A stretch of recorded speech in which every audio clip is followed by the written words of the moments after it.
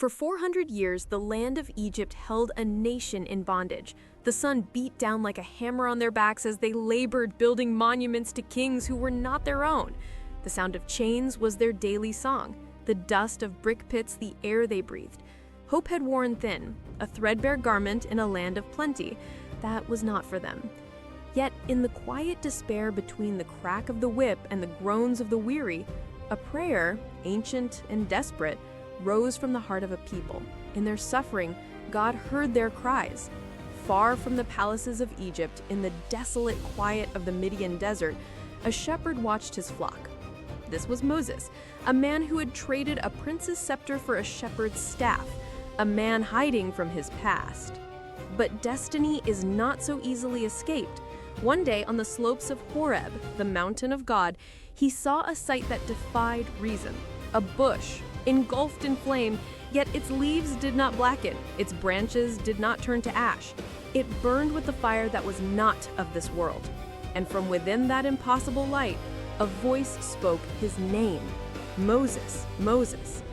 Awe and a deep trembling fear seized him.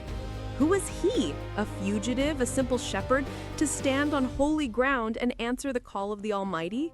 He returned to Egypt, not as a fugitive, but as an emissary of the Most High. With his brother Aaron at his side, he stood in the gilded halls of power before the throne of the man who called himself a god, Pharaoh. The demand was simple, yet universe-shattering. Thus says the Lord, the God of Israel, let my people go. Pharaoh's heart was stone. His answer was scorn. And so the judgment of heaven fell. A river of life became a river of blood. A sky once bright was blotted out by a storm of locusts. A darkness so profound, so absolute, fell over Egypt that it could be felt. With each plague, God demonstrated his power, dismantling the gods of Egypt one by one. The final devastating plague broke Pharaoh's will.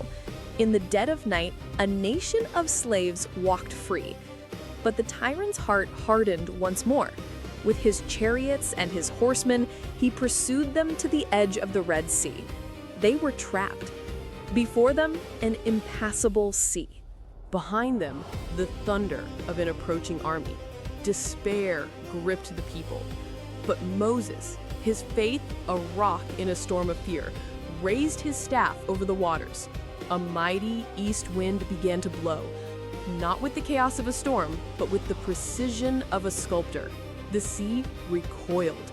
It peeled back, rising into two great liquid walls, exposing a path of dry land where none had existed. In silent awe, the Israelites walked through the heart of the sea, the walls of water shimmering beside them, a corridor of salvation. As the last Israelites stepped onto the far shore, the Egyptian army charged into the seabed path. Moses stretched out his hand, and the walls of water collapsed.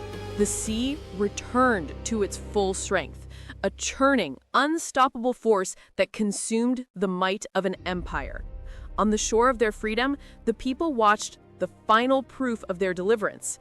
This was not the end, but the beginning. Later, on the smoke-wreathed peak of Mount Sinai, Moses stood alone in the presence of God. Through Moses, God delivered his people and revealed his law carved in stone to guide them forever. The God who delivered Moses still delivers today.